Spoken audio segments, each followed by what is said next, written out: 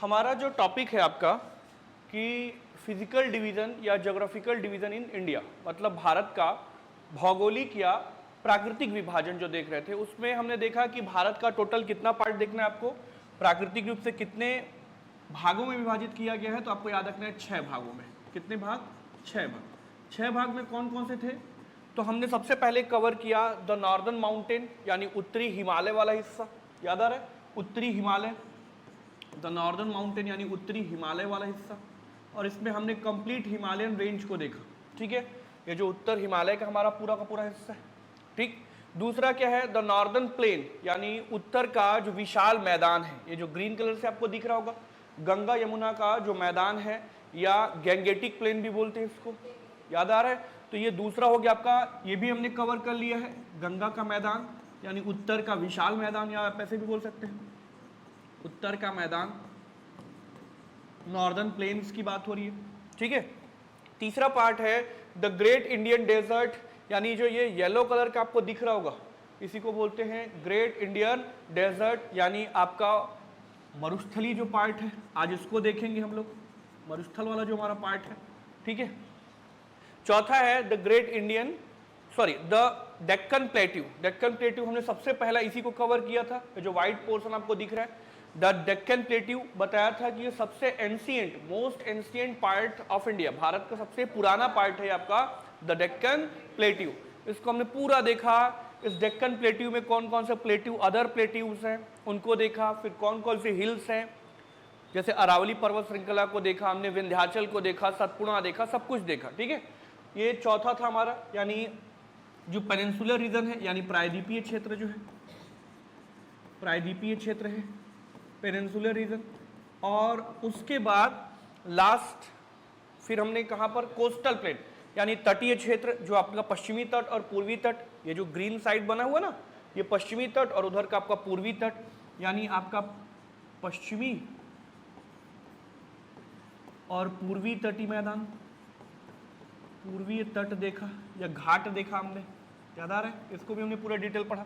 और लास्ट में फिर क्या हमारा, द आइलैंड, जैसे आपका अंडमान निकोबार और इधर का आपका लक्षद्वीप, मतलब आपका बे ऑफ बंगाल की तरफ अगर आप देखें तो अंडमान निकोबार आइलैंड ग्रुप है ना ये, और इधर की बात करें तो लक्षद्वीप। ठीक है। तो हमारा अगला है आपका आइलैंड, यानी आप इसको क्या बोल सकते हैं हिंदी में, आइलैंड, या आप इसको द्वीप बोल सकते हैं। याद आ रहा है? द्वीप या द्वीप समूह, आज इसी को देखने जाएंगे। तो हमने कौन कौन सा पार्ट कवर कर लिया था अपना, सारा का सारा लगभग कवर कर लिया है। केवल आज हमको देखना है ये मरुस्थल, द डेजर्ट वाला पार्ट जो लास्ट है हमारा, और आइलैंड। ये आइलैंड से आपको क्वेश्चन हर एग्जाम में देखने को मिलेगा, हर एक एग्जाम में देखने को। ठीक है। तो आइलैंड पे फोकस करिएगा थोड़ा सा। और द ग्रेट इंडियन डेजर्ट, जो मरुस्थल है, जो राजस्थान के इलाके में फैला हुआ है, एक एक को डील करते हैं। ये अंतिम पार्ट है आपका इसका, देखिएगा ध्यान से। सबसे पहले अगर बात करें तो देखिएगा द ग्रेट इंडियन डेजर्ट की बात हो रही है, द ग्रेट इंडियन डेजर्ट की बात हो रही है। देखिएगा साफ साफ क्या लिखा है, the great Indian desert lies to the north west of Aravalli hills. ये अरावली हिल्स की या अरावली पहाड़ी की, अब आपको अरावली पहाड़ी पूरा ट्रेस है, अरावली पहाड़ी के किधर है, नॉर्थ वेस्ट की तरफ, मतलब उत्तर और पश्चिम की तरफ है कि नहीं है अरावली के उत्तर पश्चिम में। अगर आप देखिए ध्यान से, एक बार फिर से मैप बना लेते हैं, हर एक चीज को समझते चलना है। अगर ये आपका मैप बना लेते हैं एक हमारा, ठीक है,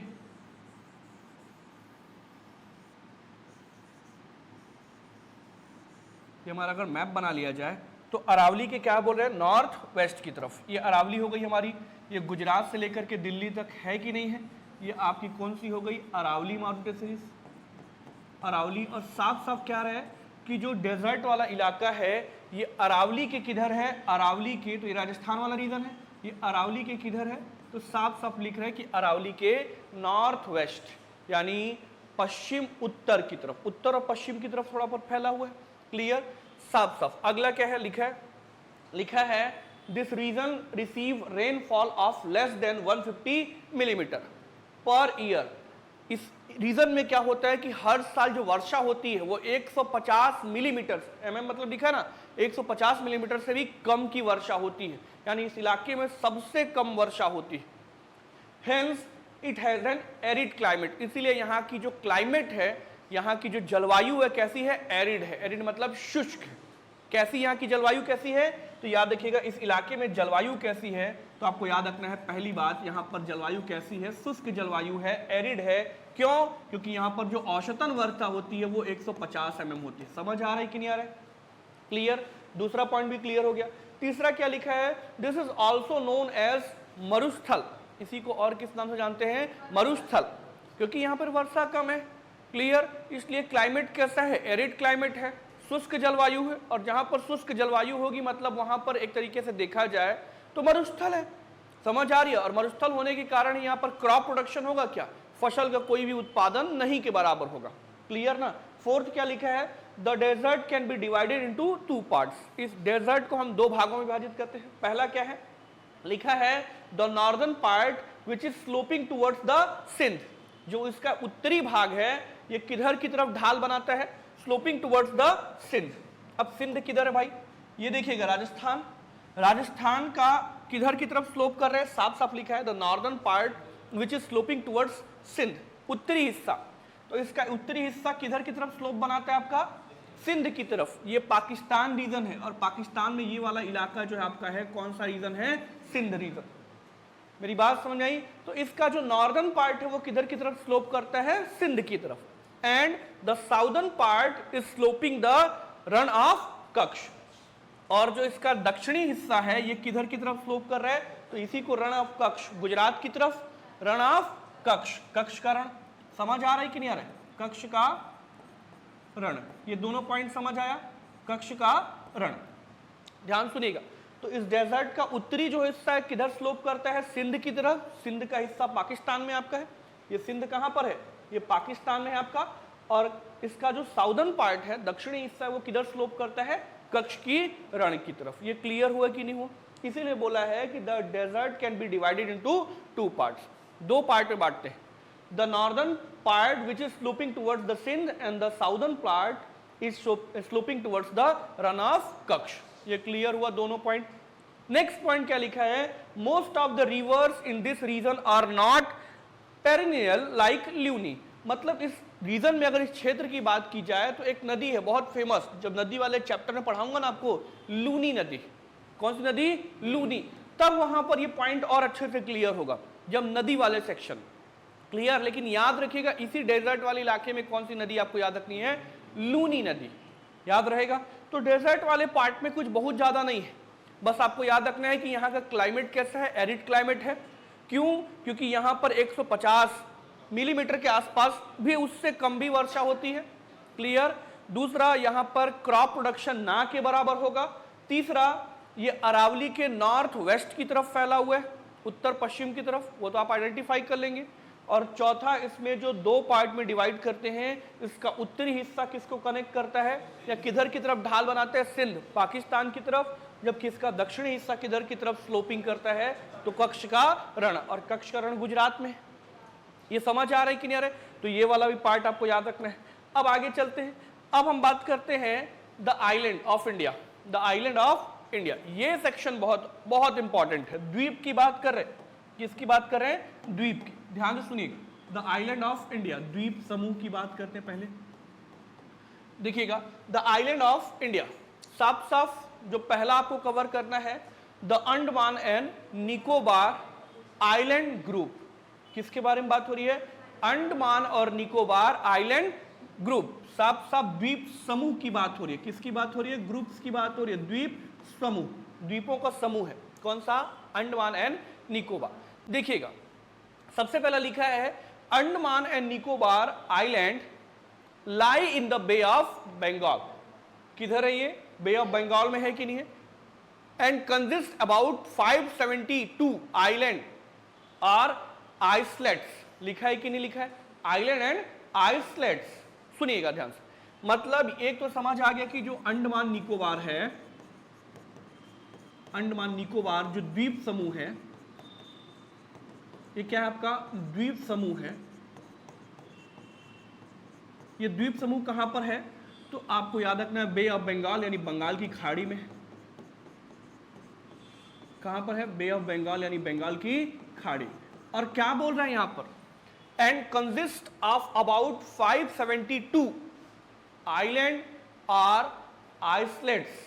यहां पर अगर देखा जाए इस द्वीप समूह के आसपास तो टोटल याद रखने 572 के आसपास, 572 के आसपास छोटे मोटे या तो द्वीप हैं, समझ आ रहा है, या तो छोटे छोटे द्वीप हैं, या द्वीप का भी जो सबसे छोटा भाग होता है, द्वीप में भी एकदम छोटा सा, जिनके बारे में कोई जानकारी भी नहीं है ऐसी, समझ आ रहा है, उसको बोल रहे हैं कि आपका आइसलेट्स, आइलेट्स बोल रहे हैं। तो ऐसे या तो द्वीप हैं जहां पर आदमी रह भी रहा है, द्वीप और आइलेट्स कहने का मतलब ये है, जो आइलेट्स देख रहे हैं ना, आइलेट्स कहने का मतलब है कि ऐसे खंड भी हैं, खंड मतलब समझ आ रहा है, ऐसे पार्ट भी हैं जहां पर लोगों ने अब तक आइडेंटिफाई भी नहीं किया उसको, या लोग वहां पर रहते भी नहीं है, लेकिन ऐसे ऐसे छोटे छोटे कई भूखंड आपको देखने को मिलेंगे। और कितने के बराबर हैं, तो लगभग 572 बनेगा, लगभग 572 के आसपास या तो द्वीप है या ऐसे ही छोटे छोटे क्या हैं, छोटे छोटे ऐसे ही भूखंड, समझ आ रहा है कि नहीं, छोटे छोटे भूमि के खंड जो अनआइडेंटिफाइड है। आइलेट्स कहने का मतलब समझिएगा, आइलेट्स कहने का मतलब ऐसे छोटे छोटे भूखंड जो आज तक अनआइडेंटिफाई है, मतलब वहां पर लोग जा भी नहीं पा रहे हैं, या ऐसे छोटा छोटा दिख रहा है हमको। 572 बनेगा कि नहीं बनेगा। और ये कहां पर ये लाई करता है, तो याद रखिएगा bay of Bengal. Second point क्या लिखा है, they are between 6 to 14 degree north, ध्यान से देखिएगा, 6 to 14 degree north and 92 to 94 degree east.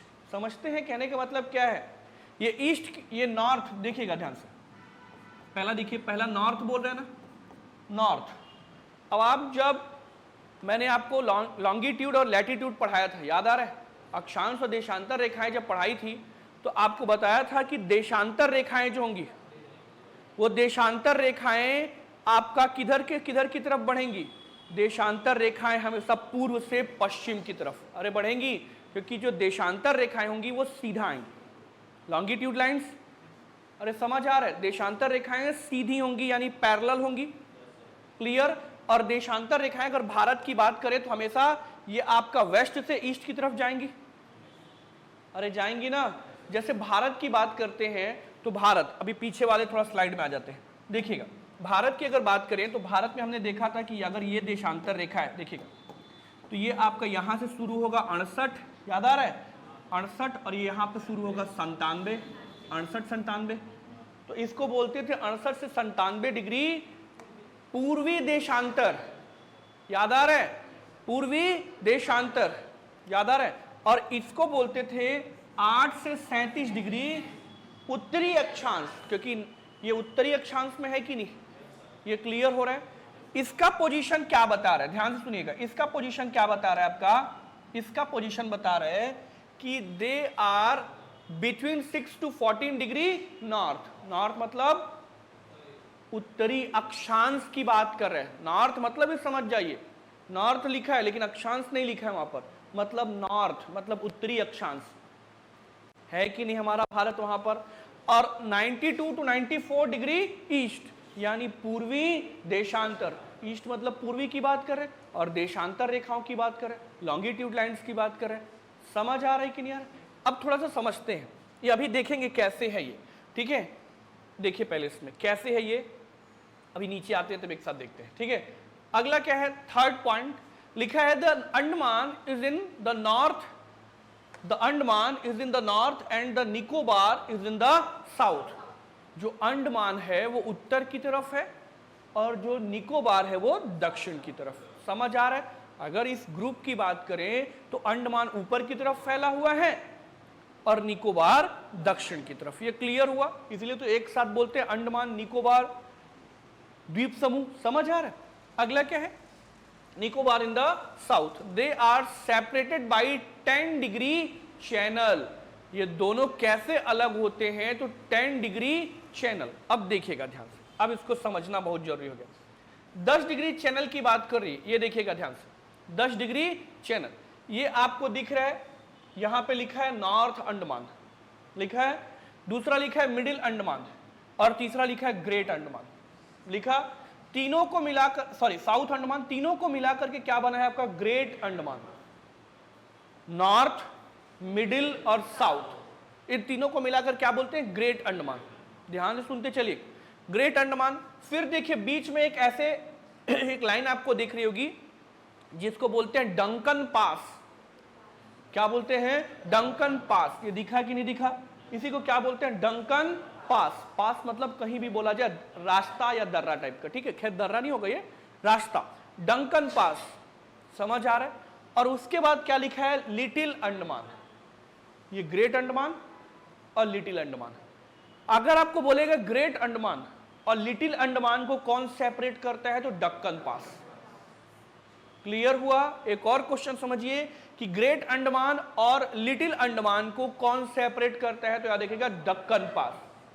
Great Andaman में क्या क्या शामिल है? नॉर्थ अंडमान, मिडिल और साउथ। बीच में आपका डक्कन पास है, डंकन पास, डंकन पास, उसके बाद आपका क्या है लिटिल अंडमान। ये कंप्लीट मिलाकर के अंडमान है।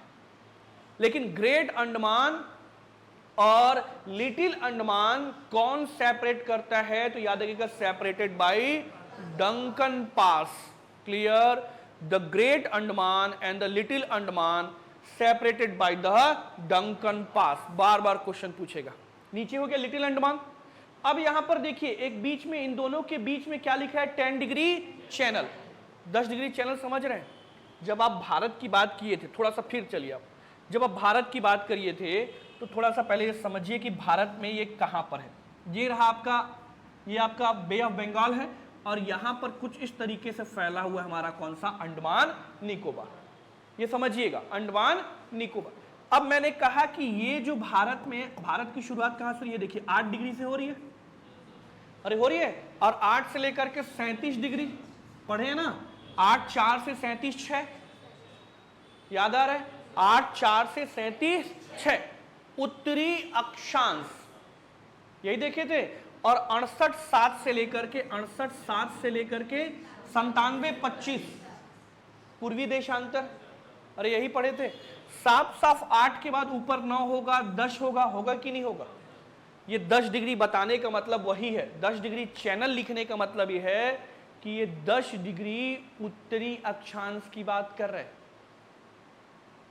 समझ आ रहा है? 10 डिग्री किसकी बात कर रहे हैं? अब ये आपका 9 था, ये 10 हो गया, मान लीजिए 10 डिग्री। समझिएगा ध्यान से।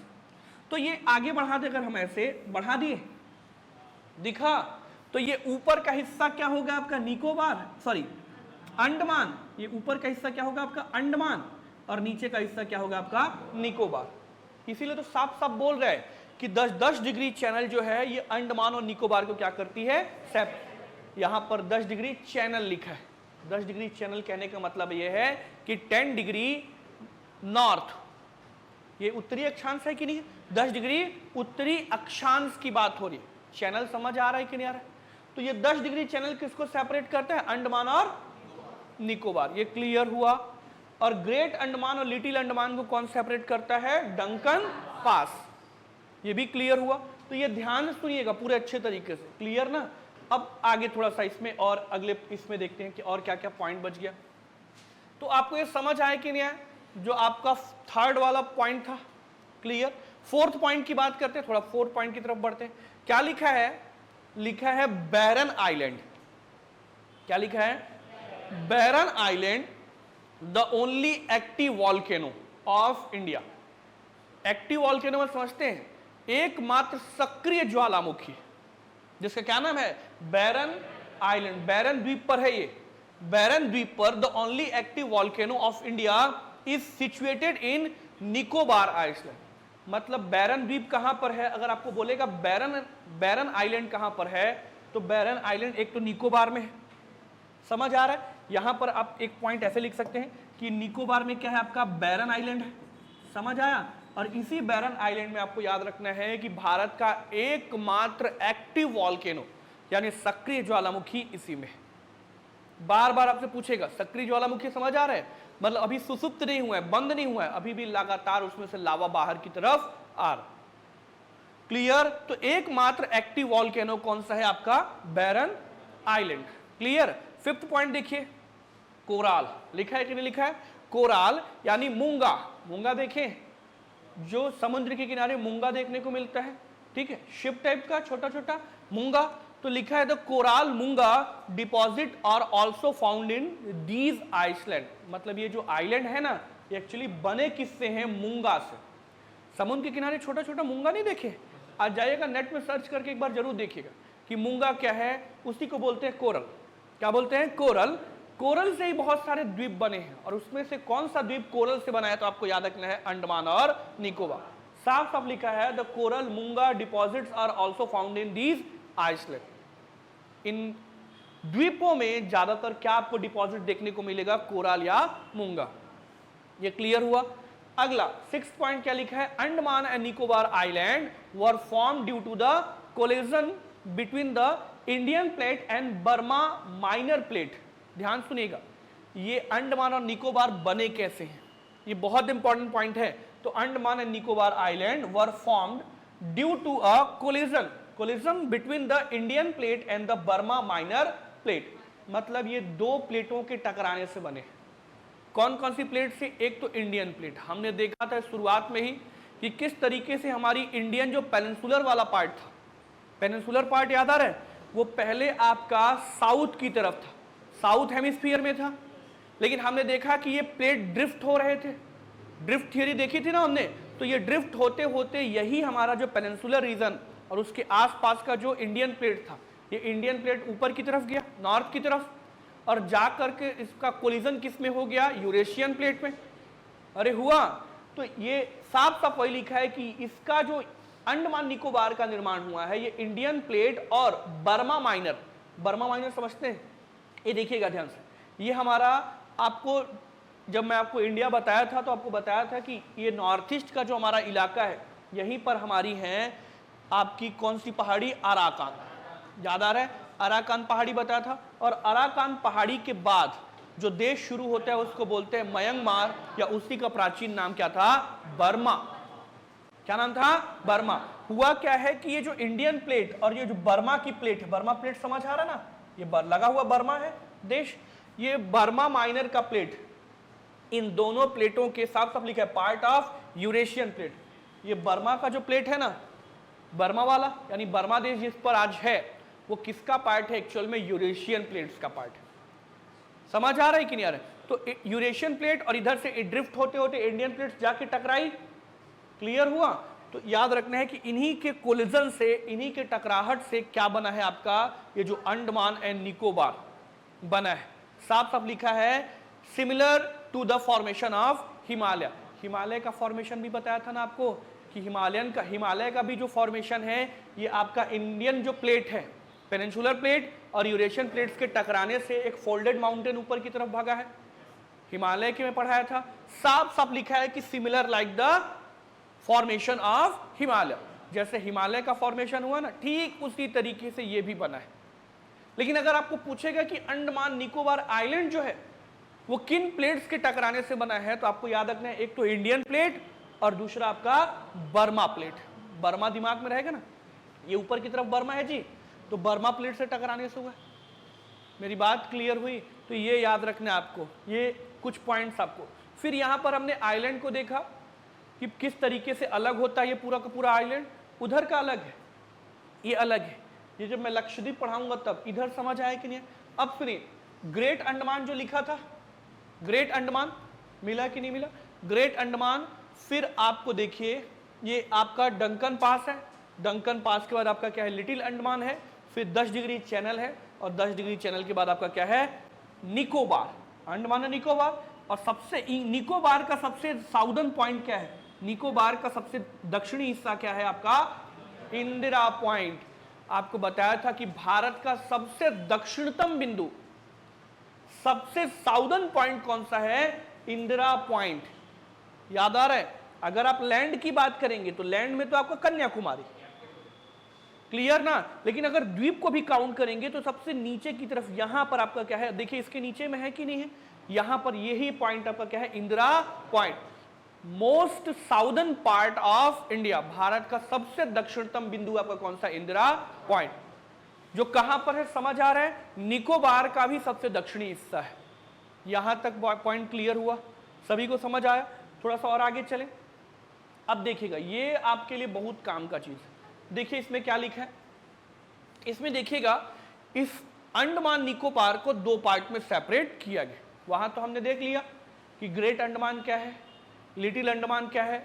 ग्रेट अंडमान और लिटिल अंडमान को कौन सा पास, अभी आप देखे थे डंकन पास सेपरेट कर रहे हैं। फिर अंडमान और निकोबार को कौन सेपरेट कर रहा है, 10 डिग्री चैनल सेपरेट करिए। वहां तक की चीजें समझ आ गई, एकदम याद करते चलिएगा। अब देखिएगा ये जो नॉर्दर्न अंडमान है, देखिए अंडमान का कुछ हिस्सा, ये नॉर्दर्न अंडमान है, ये आपका मिडिल अंडमान है और ये साउदर्न अंडमान है। अरे दिख रहे, दिखा ना। फिर ये आपका लिटिल अंडमान है और ये जो बीच में पास आपको दिख रहा होगा, ये पास दिख रहा है व्हाइट कलर की लाइन, यही का इसी को आपको डंकन पास कहते हैं। ये क्लियर हुआ। अब देखिएगा नॉर्दर्न अंडमान में यहां पे क्या लिखा है, सैडल पीक। नॉर्दर्न अंडमान में सबसे ऊंची चोटी देखने को मिलेगी, जो कि अंडमान निकोबार की सबसे ऊंची चोटी है, जिसका नाम है सैडल पीक। क्लियर हुआ क्या बोल रहा हूं मैं? याद रखिएगा यहां की सबसे ऊंची चोटी कौन सी है, सबसे ऊंची चोटी कौन सी है, तो इस इलाके की सबसे ऊंची चोटी है, याद रखना है सैडल पीक। क्या नाम याद रखना है, सैडल पीक बनेगा। और ये सैडल पीक एक्चुअली में है कहां पर, तो याद रखिएगा नॉर्थ अंडमान में। क्लियर ना, नॉर्दर्न अंडमान में मिला कि नहीं मिला सैडल पीक। जो इसकी सबसे ऊंची चोटी है अंडमान निकोबार आइलैंड की सबसे टॉप मोस्ट पीक है, दैट इज सैडल पीक। और कहां पर है ये, तो आपको याद रखना है नॉर्थ अंडमान में। अभी हम लोग क्लासिफाई किए थे ना, अब हम ये देखेंगे कि कौन कौन सी स्पेसिफिक चीजें वहां पर मिलेंगी। अब नॉर्थ अंडमान के बाद अगला क्या है, मिडिल अंडमान। अगर आपको बोलेगा कि सबसे लार्जेस्ट एरिया कौन सा है, सबसे लार्जेस्ट पोर्शन कौन सा है, तो याद रखना है मिडिल अंडमान। क्लियर हुआ। अगर आपको बोलेगा कि सबसे लार्जेस्ट, सबसे बड़ा क्षेत्र या मोस्ट लार्जेस्ट पार्ट या एरिया कौन सा है, तो आपको याद रखना है मिडिल अंडमान यानी मध्य अंडमान। क्लियर हुआ कि नहीं हुआ? सबसे बड़ा क्षेत्र, सबसे बड़ा रीजन कौन सा है, ये भी क्लियर हुआ। And the third one is last, क्या लिखा है, थर्ड आपका नीचे का जो हिस्सा है इसी को बोलते हैं साउथ अंडमान, दक्षिणी अंडमान। और इसी दक्षिणी अंडमान में आपको क्या देखने को मिल रहा है, तो इसी दक्षिणी अंडमान में लिखा है पोर्ट ब्लेयर, जो अंडमान निकोबार की राजधानी है। क्लियर ना। तो याद रखिएगा जो कैपिटल है, जो राजधानी है आपका पोर्ट ब्लेयर, पढ़े थे हम लोग, इसकी राजधानी जो आपका है पोर्ट ब्लेयर। एक्चुअली ये पोर्ट ब्लेयर कहां पर है, तो आपको याद रखना है दक्षिणी अंडमान में। कहां पर, दक्षिणी अंडमान में। याद हुआ कि नहीं हुआ? इसके साथ ही साथ दक्षिणी अंडमान में एक चीज और याद रखनी है, क्या, एक तो राजधानी है पोर्ट ब्लेयर, साथ ही साथ यहीं पर एक जेल है जिसको बोलते हैं cellular jail. Most important question पूछेगा, सेल्यूलर जेल। जब भारत में नेशनल मूवमेंट चल रहा था ना, राष्ट्रीय आंदोलन, हिस्ट्री में पढ़ेंगे तो बहुत सारे क्रांतिकारियों को, बहुत सारे नेताओं को इसी सेल्यूलर जेल में बंद कर देते थे, जो चारों तरफ से पानी से घिरा था। समझ आ रहा है? काला पानी की सजा जिसको बोलते थे, ये वही सेल्यूलर जेल है। बनेगा तो याद रखिएगा इसी दक्षिणी अंडमान में क्या है आपका, सेल्यूलर जेल है। कौन सी जेल है, सेल्यूलर जेल। ठीक, समझ आया कि नहीं? नॉर्दर्न अंडमान में आपको पकड़ना है कि नॉर्दर्न अंडमान में जो सबसे ऊंची चोटी है सैडल पीक। अगर आपका मिडिल अंडमान बोलेगा तो मिडिल अंडमान में आपको याद रखना है कि द लार्जेस्ट पोर्शन या द लार्जेस्ट एरिया, सबसे बड़ा क्षेत्र है। और अगर साउदर्न अंडमान की बात करेगा तो यहां पर राजधानी है पोर्ट ब्लेयर और यहीं पर सबसे बड़ी जो जेल है जिसका नाम है cellular jail, that is located in south Andaman. Clear हुआ कि नहीं हुआ? अब इसके बाद ये आपको दिख गया जो पास है जिसको डंकन पास कहते हैं, ये किसको अलग करता है, लिटिल अंडमान को अलग कर रहे हैं कि नहीं, तो ये लिटिल अंडमान वाला हो गया। क्लियर। अब आगे चलिए थोड़ा सा और नीचे की तरफ चलते हैं, अब निकोबार की तरफ चलते हैं। कहां की तरफ, निकोबार। ये निकोबार है, निकोबार की तरफ। ये दोनों किससे सेपरेट होगा, निकोबार, तो निकोबार बोला था अंडमान और निकोबार 10 डिग्री चैनल से।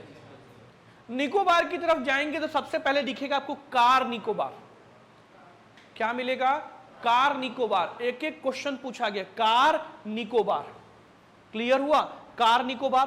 कार निकोबार से तब नीचे की तरफ जाएंगे तो आपको मिलेगा, ये देखिए ये कार निकोबार दिखा, फिर आपको याद रखना ये लिटिल निकोबार, कार, लिटिल, और लास्ट में आपको पकड़ना है ग्रेट निकोबार। 3 पार्ट इसका पकड़ना है, कार, लिटिल और ग्रेट निकोबार। ये सब तो छोटे छोटे आइलैंड है उसके आसपास।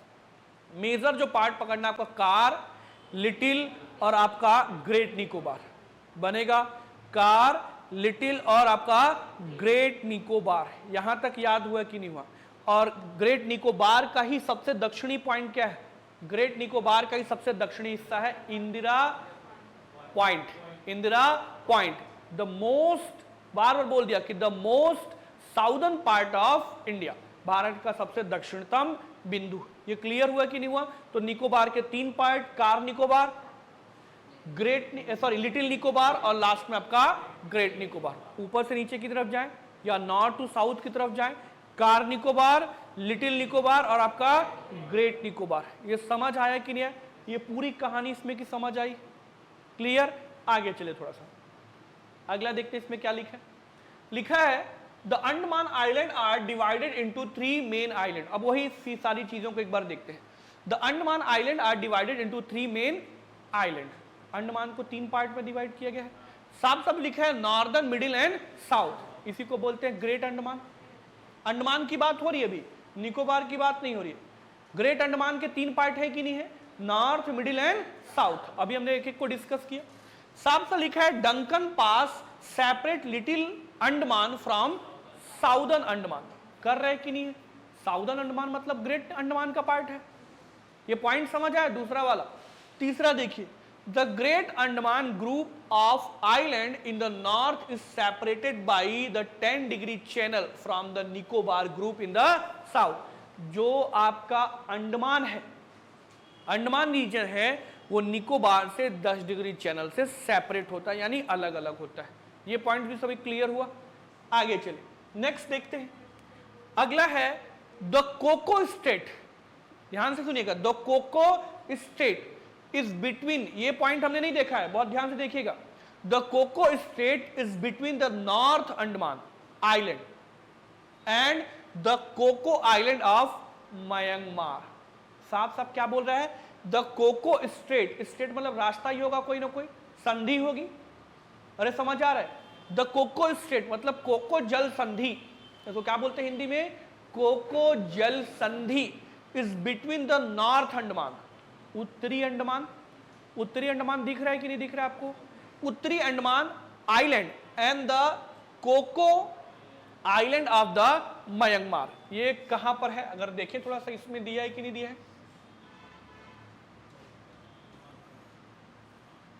इसमें आपका अभी नहीं दिया है, ठीक है? अभी इसको भी देखेंगे, नीचे की तरफ अभी मिलेगा। मतलब एक चीज आपको याद रखना है कि जो नॉर्दर्न अंडमान है, नॉर्दर्न अंडमान कैसे सेपरेट होता है? तो कोको जल संधि हुई है। किसके बीच कोको जल संधि हुई है? तो आपको याद रखना है कोको जल संधि म्यांमार। म्यांमार दिमाग में काम कर रहा है? म्यांमार और किसके बीच हुई है? आपका अंडमान, नॉर्दर्न अंडमान। देखिएगा, मैं आपको और समझाने की कोशिश करता हूं। अभी मैं अपने तरीके से, इसमें मिलेगा कहीं ना कहीं। ये आपका मान लीजिए ये हमारा अंडमान और निकोबार आइलैंड। क्लियर हुआ कि नहीं हुआ? ऊपर में आपका नॉर्दर्न अंडमान था, देखते चलिएगा, ठीक है? फिर आपका मिडिल अंडमान था और फिर आपका साउदर्न अंडमान था। ये क्लियर हुआ कि नहीं हुआ? इन तीनों को मिलाकर हम बोलते थे ग्रेट अंडमान, ठीक है? ग्रेट अंडमान समझ आ रहा है? फिर ग्रेट अंडमान और लिटिल अंडमान के बीच आपको याद रखना है डंकन पास था, डंकन पास हो गया। ये समझ आ रहा है कि नहीं आ रहा है? और नीचे की तरफ क्या था आपका? लिटिल अंडमान। ये क्लियर हुआ? लिटिल अंडमान लिख लेते हैं, लिटिल अंडमान। क्लियर? फिर उसके बाद क्या था हमारा? उसके बाद हमारा था 10 डिग्री पास, 10 डिग्री चैनल था। सभी को समझ आ रहा है? 10 डिग्री चैनल। और 10 डिग्री चैनल के बाद निकोबार का हिस्सा है। निकोबार में सबसे पहला क्या था हमारा? अगर नॉर्थ टू साउथ चले तो कार निकोबार, फिर लिटिल निकोबार और फिर ग्रेट निकोबार। क्लियर ना? और ग्रेट निकोबार का भी सबसे दक्षिणी हिस्सा, ये वाला जो पॉइंट है, यही आपका था इंदिरा पॉइंट। बना कि नहीं बना ये पॉइंट? इंदिरा पॉइंट यही था ना, इंदिरा पॉइंट। समझ आ रहा है सभी को? इंदिरा पॉइंट। अब क्या बोल रहे थे? तो कोको चैनल। क्या बोल रहे हैं? कोको चैनल की बात हो रही। बोल रहा है कि एक कोको चैनल है जो किसको सेपरेट करता है, तो ये कोको चैनल सेपरेट करता है, ये रहा कोको चैनल, दिख रहा है कि नहीं दिख रहा है, इसको बोलते हैं कोको जल संधि, कोको स्ट्रेट, कोको जल संधि, जल संधि मतलब समझ गए ना, जल में होने वाली संधि, कोको स्ट्रेट बोलते हैं। जैसे आपने पाल्क स्ट्रेट पढ़ा था, पाक नहीं पाल्क स्ट्रेट, जो हमारा नीचे की तरफ है, मन्नार की खाड़ी की तरफ, गल्फ ऑफ मन्नार की तरफ, जो श्रीलंका और भारत के बीच है, याद आ रहा है, तो ये आपका कोको स्ट्रेट है। कौन सा है? Coco strait. साफ साफ बोल रहे हैं कि नॉर्थ अंडमान, ये देखिएगा क्या लिखा है, the Coco strait in between the north Andaman island and the Coco island of the Myanmar. ये ऊपर की तरफ एक आइलैंड है, छोटा सा, एक छोटा सा आइलैंड है जिसको बोलते हैं कोको आइलैंड। क्या बोलते हैं? कोको द्वीप। समझ आ रहा है? और ये कोको द्वीप किसका है पता है? म्यांमार का है। किसका है आपका? म्यांमार। बात समझ आई कि नहीं? इसीलिए तो हमने सबसे पहले ही पढ़ा था कि अंडमान बना किससे है, तो इंडियन प्लेट और जो ऊपर का बर्मन प्लेट है। आज म्यांमार बोल रहे हैं लेकिन प्राचीन नाम तो बर्मा था, तो दोनों प्लेटें टकराई हैं, देखिए कम नजदीक है। अरे है ना, अगर आपको बोलेगा कि इंडिया और म्यांमार को, इंडिया एंड म्यांमार को कौन सा स्ट्रेट यानी जल संधि सेपरेट करती है, तो जल संधि का नाम बोलेगा तो कोको। और इंडिया के कौन से हिस्से को, तो इंडिया के अंडमान निकोबार आइलैंड को। क्लियर हुआ कि नहीं हुआ? ये कोको स्टेट समझ आया, ये पॉइंट भी आपको समझ आ गया। अब फिफ्थ देखिए, लिखा है port Blair the capital of Andaman Nicobar island lies in the south Andaman. हमने देखा था कि नहीं देखा था?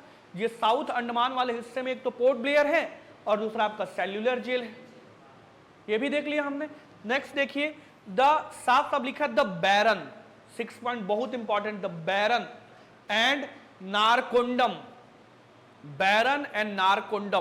पहले ध्यान से सुनिएगा क्या बोल रहा हूं मैं आपका, बैरन, बैरन द्वीप एंड नारकोंडम, बहुत बार क्वेश्चन पूछा गया है, नारकोंडम, ठीक है, बैरन एंड नारकोंडम लिखा, the Barren and Narcondam island north of the Port Blair.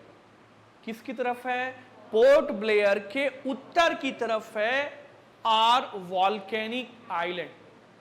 एक तो पोर्ट ब्लेयर के उत्तर की तरफ है और दूसरा क्या लिखा है? वॉल्केनिक यानी ज्वालामुखी तरीके से है। थोड़ा देखिए क्या इसमें है क्या कोई, तो देखिएगा ये आपका पोर्ट ब्लेयर हो गया, हुआ कि नहीं हुआ?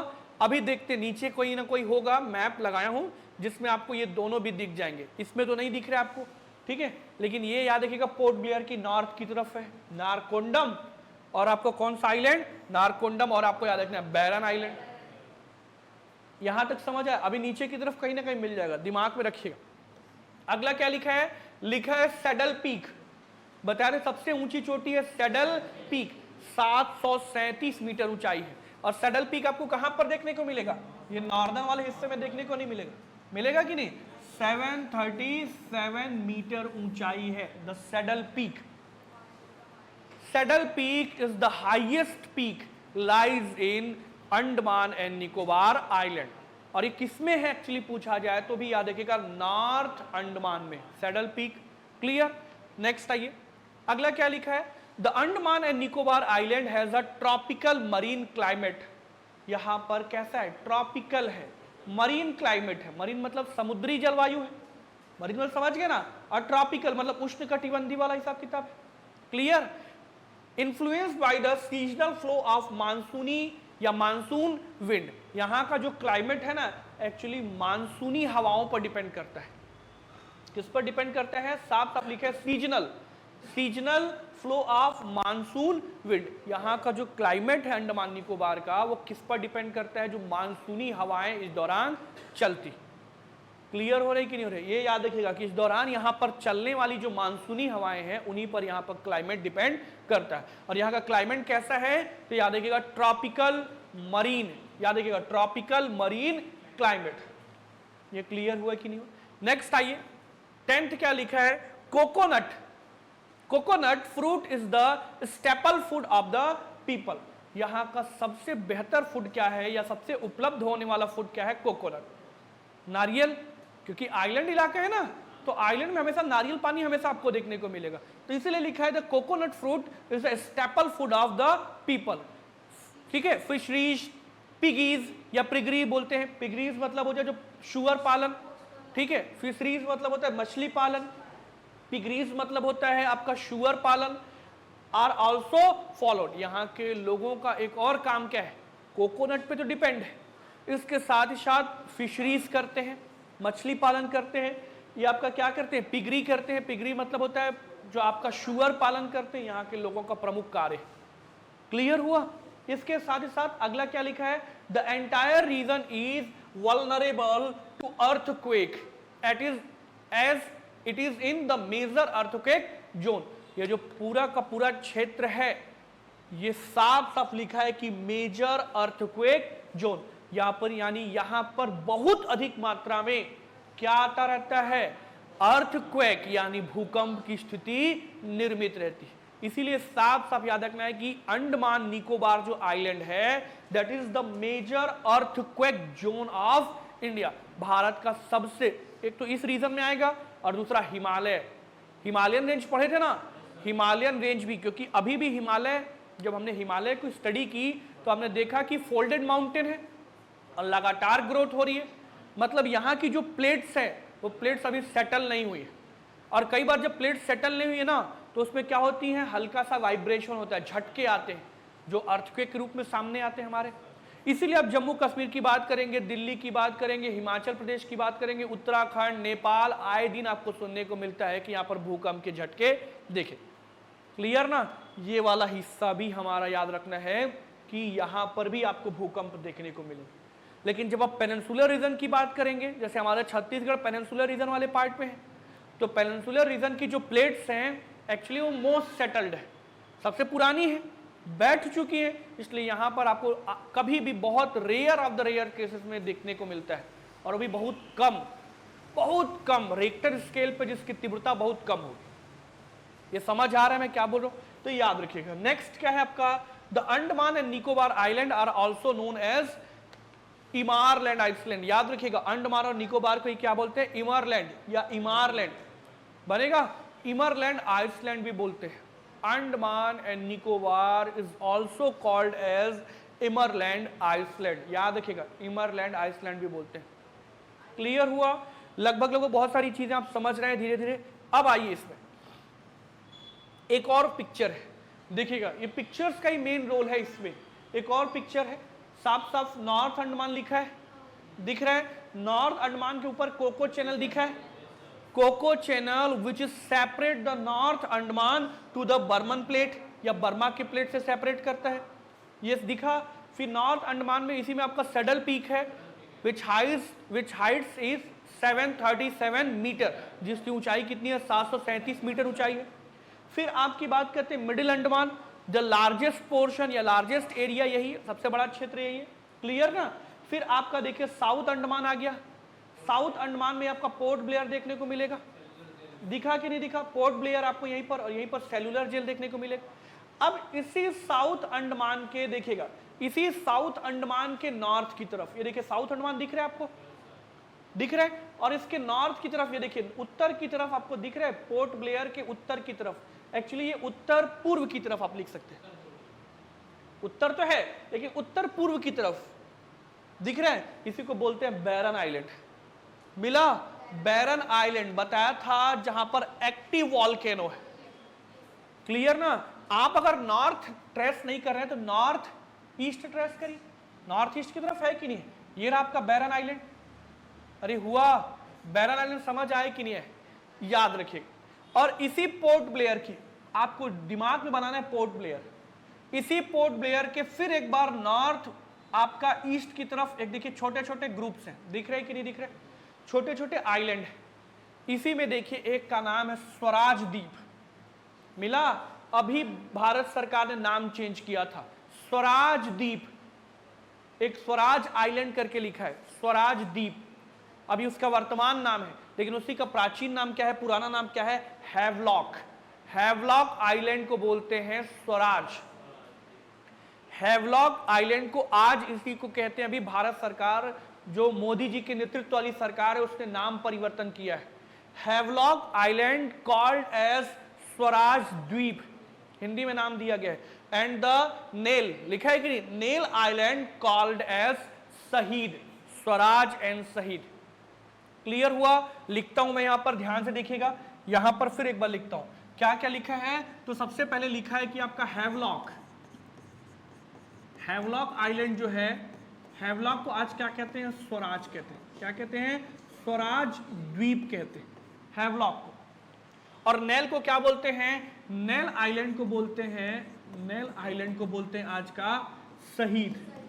नेल को क्या बोलते हैं? आपका शहीद। बार बार एग्जाम्स में क्वेश्चन इससे बना है, इसलिए याद रखिएगा।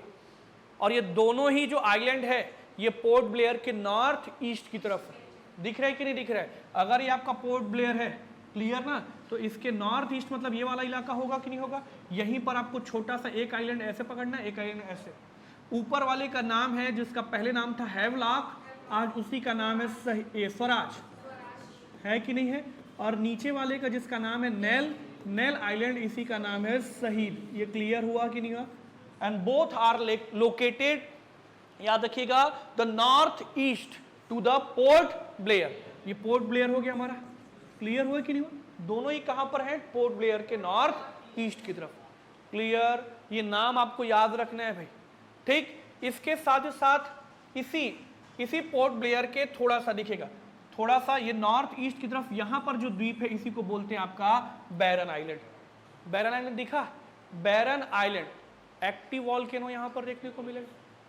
बैरन और नारकोंडम अभी देखे थे ना, तो बैरन दिख गया कि नहीं दिख गया? क्लियर? आगे देखिए, आगे देखिए, यहीं पर पोर्ट ब्लेयर के पास ही देखिए, ये जो आपको देखिएगा, ये जो सेंटर पॉइंट है पोर्ट ब्लेयर, दिख रहा है? वो तो कैपिटल हो गया।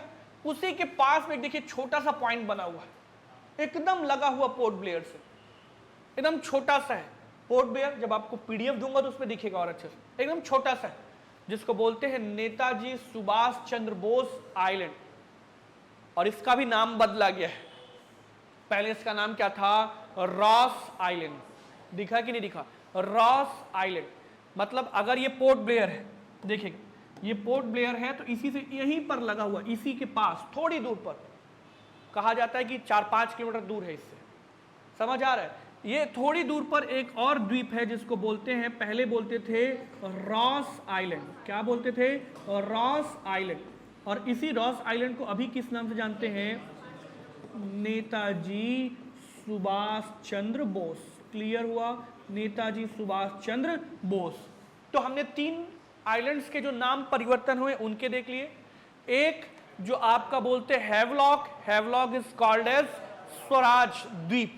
नेल, नेल को बोलते हैं आपका, ये नेल है आपका नेल आइलैंड, नेल आइलैंड को क्या बोलते हैं आपका? शहीद। क्लियर ना? और पोर्ट ब्लेयर से एकदम थोड़ी दूर पर एकदम लगा हुआ है, जिसका नाम है रॉस आइलैंड। और इसी रॉस आइलैंड को आज किस नाम से जानते हैं? नेताजी सुभाष चंद्र बोस। रॉस को जोड़िएगा, देखिए याद करने का भी ट्रिक बता रहा हूं आपको। रॉस को जोड़ना है रोज से, रॉस रोज बन रही कि नहीं? अगर SE होता तो रोज हो जाता, डबल S है तो रॉस हो गया। रोज किसको देना है? नेताजी को, फेवरेट आदमी है, समझ आ रहा है? तो रॉस रोज नेताजी दिमाग में काम कर जाएंगे, बनेगा हैवलॉक, हैवलॉक स्वराज। और नेल, नेल आपको याद रखना है शहीद, नेल शहीद हो गया। नेल मतलब नेल काटते ना, तो नेल काट के रोज शहीद कर देते हर संडे को, तो याद रखना है नेल शहीद। नाम याद करने का तरीका बता रहा हूं, बनेगा, ये आपको याद रखना है। फिर देखिए, फिर 10 डिग्री चैनल हो गया, which is separated Andaman and Nicobar. फिर जब आप निकोबार की तरफ एंटर करेंगे तो सबसे पहला पार्ट आपको मिलेगा कार निकोबार। हुआ? कार निकोबार के बाद अभी देखिएगा, अभी देखेंगे कार निकोबार के बाद लिटिल निकोबार, लिटिल निकोबार के बाद आपका ग्रेट निकोबार। क्लियर? और ग्रेट निकोबार के बाद जो उसका सबसे निचला पॉइंट है उसी को बोलते हैं इंदिरा पॉइंट। ये क्लियर हुआ कि नहीं हुआ? यहां तक समझ आया? थोड़ा सा और आगे चलते इसमें। अब आपका लिखा है, देखिएगा लिखा है कि रिची, रिचीज आर्कीपेलागो, लिखा है कि नहीं लिखा है? रिची आर्कीपेलागो मतलब, आर्कीपेलागो मतलब होता है द्वीप समूह। एक्चुअली ये आर्कीपेलागो मतलब क्या होता है? द्वीप समूह। इसलिए लिख दिया हूं कि आर्कीपेलागो मतलब क्या होता है आपका? द्वीप समूह। साफ साफ लिखा है रिची, रिचीज आर्कीपेलागो, यानी रिची का द्वीप समूह। इसको हिंदी में क्या बोलते हैं आपका? रिची का द्वीप समूह। ध्यान से सुन लीजिएगा, रिची का द्वीप समूह, रिची, रिचीज आर्कीपेलागो। देखा क्या है भाई रिची का आर्की, ये द्वीप समूह क्या है? थोड़ा सा इसको भी देखते हैं। लिखा है कि reaches archipelago is a cluster, cluster में समझ आ रहा है? Group, cluster of small island. ये क्या है? रिची आर्कीपेलागो क्या है? या रिची का द्वीप समूह क्या है? Reaches archipelago is a cluster of small island. मतलब ये जो रिची का द्वीप समूह है, ये छोटे छोटे, साफ साफ सुनिएगा, छोटे छोटे क्या है? साफ साफ लिखा है स्मॉलर, छोटे छोटे द्वीपों का, द्वीपों का क्या है? समूह। और एक साथ इनको क्या बोलते हैं? रिची आर्कीपेलागो, यानी द्वीप समूह। रिची का द्वीप समूह, द्वीप समूह मतलब समझ आ रहा है? Group of small island. Clear? और नाम दिया गया है रिची। अब सुनिएगा सेकंड पॉइंट क्या लिखा है? Nail island. नेल आइलैंड दिमाग में काम किया? नेल को रोज शहीद कर रहे हैं, अभी दिमाग में याद रखिएगा, वही पॉइंट क्लिक करेगा। नेल को रोज शहीद करते हैं, अभी उसी को शहीद आइलैंड कहते हैं या शहीद द्वीप कहते हैं। Neil island are and Havelock island, Neil island and Havelock island is in the Ritchie's archipelago. समझ आ रहा है कि नहीं आ रहा है? मतलब ये जो नेल आइलैंड है और जो हैवलॉक है, जिसको आज शहीद और स्वराज कह रहे हैं, अरे कह रहे हैं ना, ये एक्चुअली ये दोनों ही आइलैंड किसका पार्ट है? तो साफ साफ लिखा है रिचीज, यानी रिची के आर्कीपेलागो, यानी रिची के द्वीप समूह का ही हिस्सा है। ये क्लियर हुआ कि नहीं हुआ?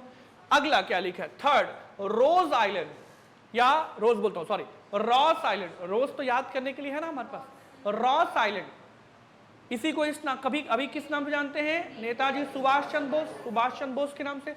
Ross island were renamed Netaji Subhash Chandra Bose Dweep, Neil island as Shaheed Dweep and the Havelock island as a Swaraj Dweep. ये तो हमने सब देख लिया। मतलब आपको याद रखना है नेल, हैवलॉक बनेगा, और याद रखना है रॉस। ये तो नाम परिवर्तित हुआ है, लेकिन आपका हैवलॉक और नेल ये दोनों ही किसका पार्ट हैं? तो रिची के द्वीप समूह, यानी रिचीज आर्कीपेलागो का। बनेगा कि नहीं बनेगा? आगे सुनिए, नेक्स्ट क्या है? फोर्थ लिखा है Ross island is the south Andaman, is in the south Andaman region and 3 kilometre east to the Port Blair. मैंने कहा था ना कि 3-4 किलोमीटर की दूरी पर है जो हमारा कैपिटल है पोर्ट, जो आपका पोर्ट ब्लेयर जो हमारा कैपिटल है उससे केवल 3 किलोमीटर की दूरी पर, किलोमीटर नहीं याद करिएगा, बस थोड़ी दूर पर है, और उसका नाम है रॉस आइलैंड, जिसका नाम अभी बदल करके भारत सरकार ने क्या कर दिया है? अभी वर्तमान की जो मोदी जी की सरकार है उसने नाम बदल के कर दिया नेताजी सुभाष चंद्र बोस द्वीप। क्लियर हुआ कि नहीं हुआ? तो ये आपको ये भी समझ में आ गया कि रिचीज आर्कीपेलागो क्या है, यानी रिची का द्वीप समूह क्या है, और इसी का पार्ट है आपका हैवलॉक एंड नेल।